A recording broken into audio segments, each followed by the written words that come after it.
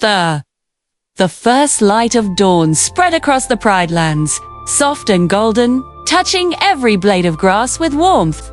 Animals of every shape and size stirred awake as the sun slowly climbed the horizon. High above on Pride Rock, a newborn cub lay quietly beside Queen Nala. His small chest rose and fell softly as he slept. Unaware of the destiny that rested within him, Rafiki approached with gentle steps, leaning close to look at the young prince. When Kion finally opened his eyes, an unexpected spark flickered inside them, a glow, subtle yet powerful, that made the old mandrill pause. Something ancient had chosen this cub. Something bigger than the kingdom itself. Simba stood proudly beside Nala as Rafiki lifted Kion before the gathering crowd. The animals roared and cheered, but in the sky above, dark clouds briefly swirled. No one noticed except Rafiki. A whisper of wind circled around Kion, strange and cold. The mandrill knew what it meant. Destiny had placed a heavy gift hand, a heavier test hand this little cub's shoulders. Time passed, and Kion grew into a playful, curious, spirited young lion. He laughed easily, learned quickly, and chased butterflies with his sister Kiara.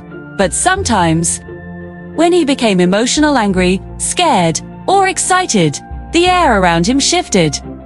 Leaves trembled. Pebbles rolled. Even the birds startled from the trees. Firs. He thought it was just the wind, but deep inside, he felt something stirring.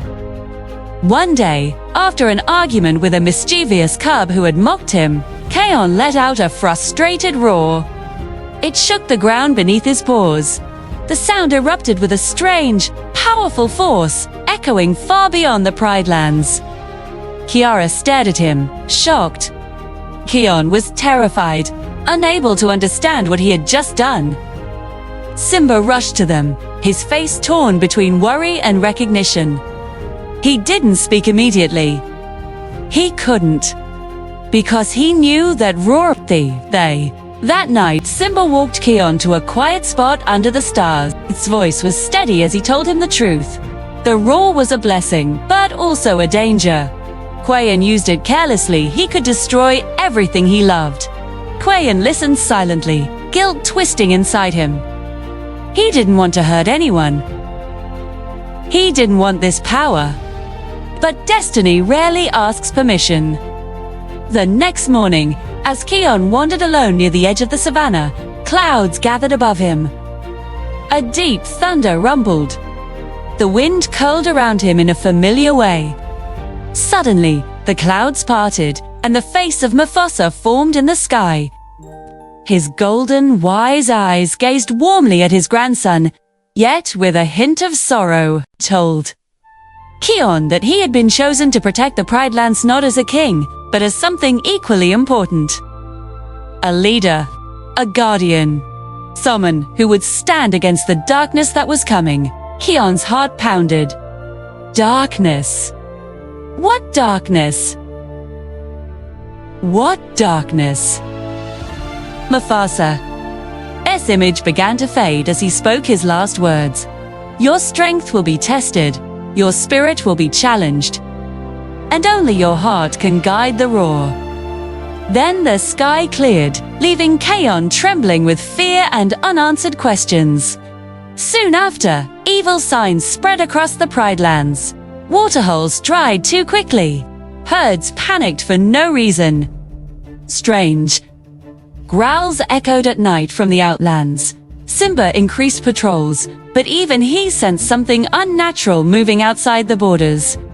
While exploring with Bunga one afternoon, Kion heard faint cries for help near a dried riverbed. They rushed to the sound and found a young gazelle trapped beneath a fallen tree. Kion tried to push it away. The trunk was too heavy. He grew desperate, trying again and again, until tears burnt his eyes. Bunga yelled for him to use the roar. Kion refused at first, scared he might hurt the gazelle. But the cries grew weaker. With no choice left, he inhaled shakily, closed his eyes, and roared. This time, the roar was soft. The shockwave lifted the tree just enough for the gazelle to escape. Relief washed over Kion, but so did fear. If he had roared too hard, he could have killed someone. The power was too big, too dangerous. And destiny felt like a burden he wasn't ready to carry. That night, the darkness Mufasa had warned about finally revealed itself. Storm clouds rolled over the outlands. A swarm of shadowy creatures emerged, hyenas, twisted by malice, eyes glowing with crimson light. They moved with unnatural speed and coordination, as if controlled by something sinister. Cosmagic, long believed dead, had awakened again. His dark spirit lingered in the outlands, gathering strength, feeding on weakness and fear. Simba called a council. The Pride Lands were in danger, but the king did not believe Kion was ready for such a threat. He ordered his son to stay near Pride Rock, protected and safe. Kion felt his heart sink. Was he really so weak? Was destiny wrong about him? But the darkness didn't wait.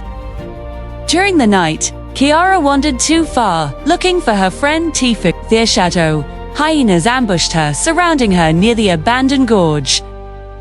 Kiara cried for help, claws slipping on the loose dirt. The hyenas closed in, growling with unnatural voices. Far away, Kion felt something inside him break. His sister was in danger. The Pride Lands were falling apart. The darkness was here. And he was still sitting, doing nothing. Not anymore. Kion ran faster than he ever had, Bunga close behind. Fuli, Ono, and Besht joined them halfway, sensing the urgency. They arrived at the gorge just as Kiara slipped from the cliff's edge. Without thinking, Kion leaped. His paws reached hers just in time, dragging her back to safety. But the hyenas advanced, dozens of them, their shadows stretching unnaturally like long claws on the ground. Kion stood in front of Kiara, breath shaking, his heart racing. The elder's mark on his shoulder glowed hot. Scar's sinister laugh echoed through the gorge, though his body was nowhere to be seen. His spirit slithered across the rocks like black smoke. So, the cub thinks he can fight destiny, Scar's voice hissed. Let's see how long your courage lasts. Kion trembled. This was the darkness Mufasa warned him about. This was the test. And if he failed here, the Pride Lands would be doomed. The hyenas lunged. The Lion Guard fought fiercely, each friend pushing their limits. But the enemy was too fast, too strong, too possessed by Scar's lingering power. Kion's fear grew heavier with every passing second. One hyena nearly bit Kiara. Something inside Kion snapped. Stepped forward, claws digging into the soil. The wind stilled. The world grew silent. His eyes glowed gold. The roar rose from deep within, him not angry, not wild, but resolute. I will protect my home, he whispered to himself. I will protect my family. I will face the darkness. Then he roared. The sound erupted like thunder cracking open the earth. The roar of the elders summoned ghostly lion spirits that charged across the gorge, scattering the shadow hyenas into wisps of smoke. Scar screamed furiously as his dark magic shattered under the force. The clouds above split with lightning. The roar echoed across the entire kingdom, shaking even the farthest corners of the outlands. When silence finally returned, Kiara crawled toward Kion, tears in her eyes. She pressed her forehead gently to his. You saved me, she whispered. Kion collapsed from exhaustion, but his heart felt lighter. For the first time, he didn't fear the roar. He understood it. Destiny hadn't chosen him because he was the strongest. It chose him because he cared the most. A sunrise, Simba stood before Kion. His voice was filled with pride and regret. He had been wrong to hold his son back. Kion had faced darkness and defeated it. He had proven his strength not with power, but with heart. Rafiki marked Kion's forehead with a new symbol of honor. The Pridelands bowed to him not as the future king, but as the one chosen to stand where darkness rises and light must prevail. Kion looked out at the kingdom he almost lost and promised himself he would never fear his destiny again. He would protect the circle of life, no matter the darkness ahead. For he was Kion, chosen by destiny, tested by darkness, risen through courage, and his journey had only just begun.